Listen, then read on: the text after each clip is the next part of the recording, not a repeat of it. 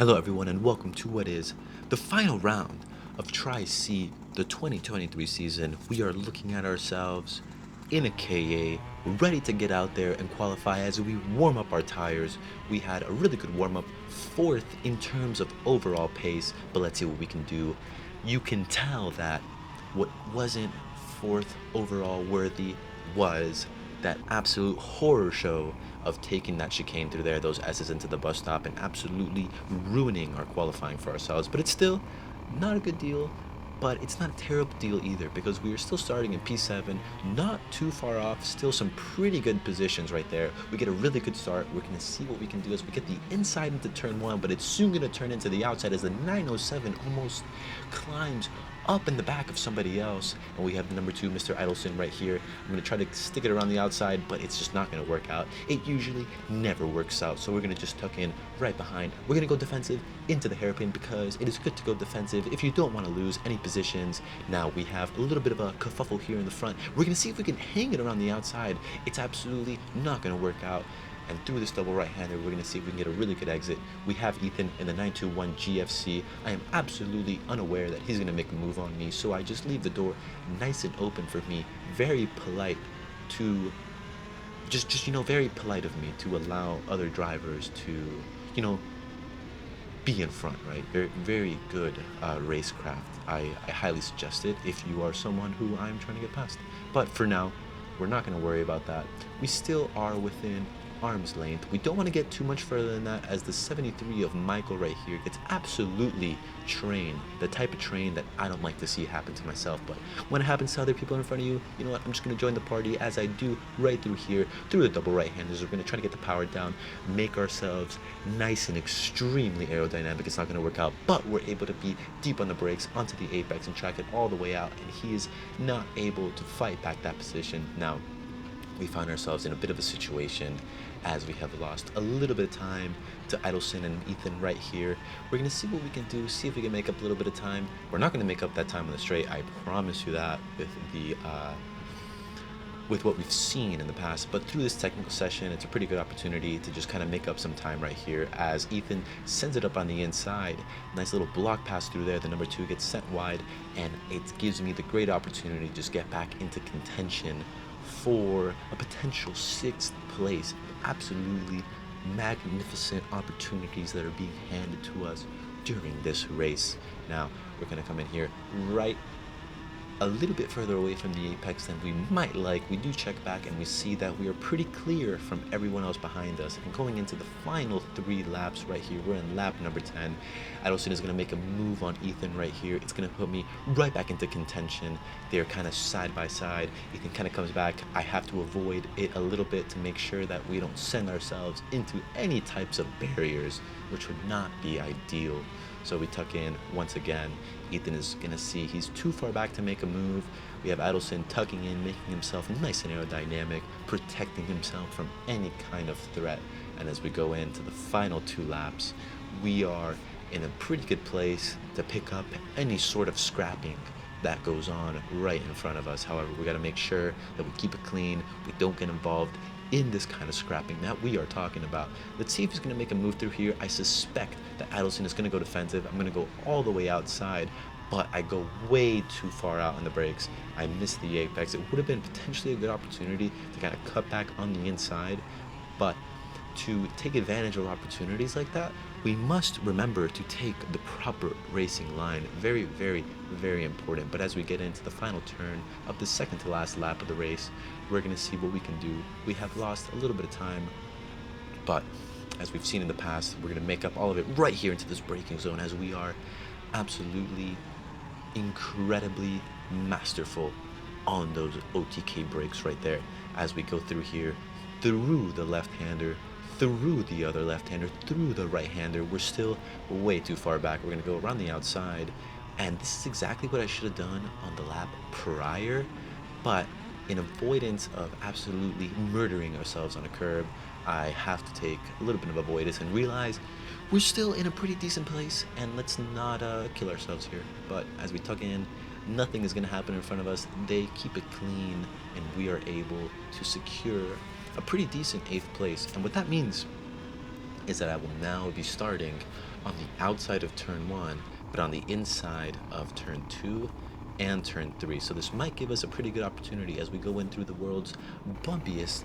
pit lane entrance. So right here, kind of similar situation. We have the 907 HRT, we have the Idelson right here in the Burrell, we have an HRT behind us, we have people in front of us, we have a race start that let's see if I can do an actual good job. And once again, I don't know what's going on today.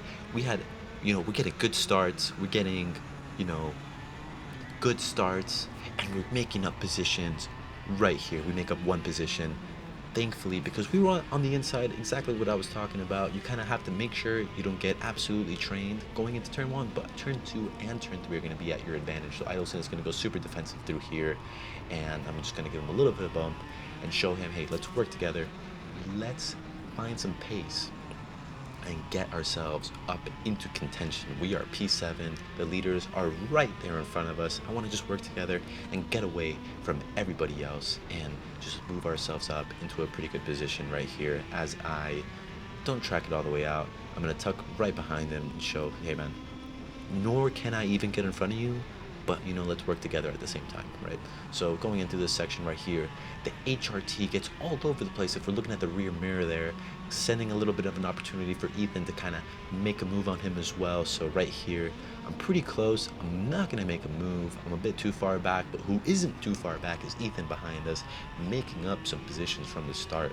I'm not sure what happened to him actually, because he finished in front of me. He must have had a pretty bad start, but at the end of the day, what other people lose is what I gain sometimes. Now, coming at the end of lap 2, we see that he gets all squirmy on the brakes, misses the apex, but at the same time, it's just not going to work out for me. Ethan is right behind me. He tries to push me, but it's just a little bit too late. Don't have enough power, and it just doesn't work out for us. But let's see what we can do. Let's see if we can maybe force another mistake and work together and get through the pack. We still have the leaders in a somewhat reaching distance. You can actually see the guy in first place is putting in a pretty decent gap at the moment to everybody else as I make an incredible move and Ethan tries to follow me through, but it just doesn't work out. I'm gonna say let's work together.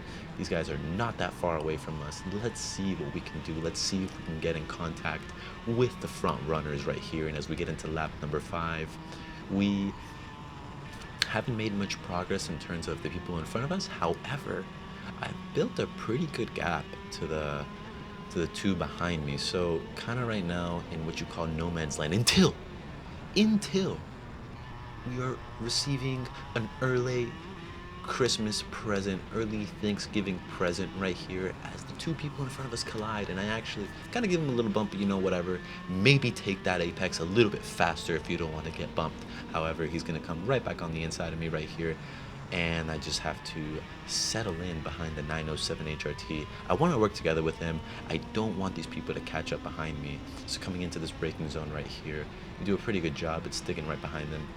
But you can see that Ethan in that GFC has caught right up to us, kind of similar to what I do into the braking zones. So clearly he had a pretty good sector through there. Now I need to watch out a little bit as he's going to make a move on me right here. And I try to hang it around the outside, and the outside soon turned in to the dirt, which I guess we can call it a bit of a racing incident at the end of the day. But yeah, whatever. We're not going to let that phase us. We still need to focus on what's in front of us. We have the number 2 right here, the Idelson and the Burrell car, and we have the GFC and the HRT car all the way in front. Let's not lose track of what the goal is here, and let's not lose any positions. Through that whole situation, the people behind us were actually able to catch up, but as the laps go on, we asserted our dominance in superior lap times, and we're able to kind of just move slightly away from them as I'm actually trying to get it up on the inside. Not going to work. It's not going to happen. We get tucked back in and we just go right back inside. Now, one of the things I think I've talked about in the past that actually did kind of help with that was moving away from a harder axle setting.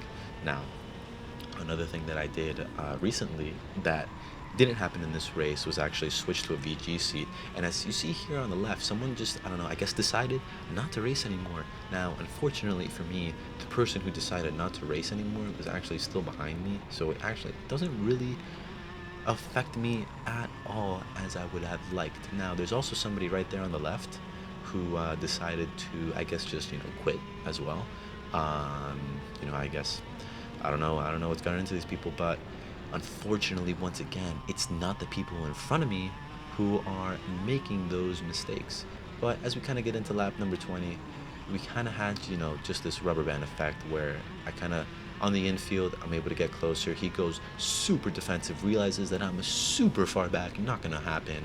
And we take the final turn of the final race, of the final lap, of the season, and we get ourselves honestly a pretty good result, something I'm actually really proud of. I know it's a sixth place that was helped by a collision of two drivers in front of me, but it was still a really good pack. And as you see here, I have a bit of a unfriendly discussion about how much space was left at the exit of the hairpin. And yeah, but at the end of the day, he's a clean racer. You've probably seen it before. Um, we've actually had some pretty good battles in the past. So at the end of the day, he's not like something that actually pissed me off. It's just, you get out of the track and then all of a sudden, all the rage starts to hit you. It's actually better than what happens to some people where all the rage hits them immediately, and things kind of tend to get pretty bad out on track. Thankfully for me, I wait till the end of the race and just have a word with the with my friends out there. But at the end of the day, what can you do? Still really happy with it. 6 out of 27 is better than 27 out of 27. So thank you for watching. I will hope to see you soon. We still have, even though the content is done for Tri-C, we still have some postseason stuff. We still have some chill challenge stuff. I still have some PKRA 4-stroke super showdown content to bring out. I have some more things in the pipeline that I will try to get out to you as soon as possible. But for the meantime, thank you for watching. I'll be back with more videos, and maybe I will win. Maybe I won't. I don't know. We'll find out. See you later.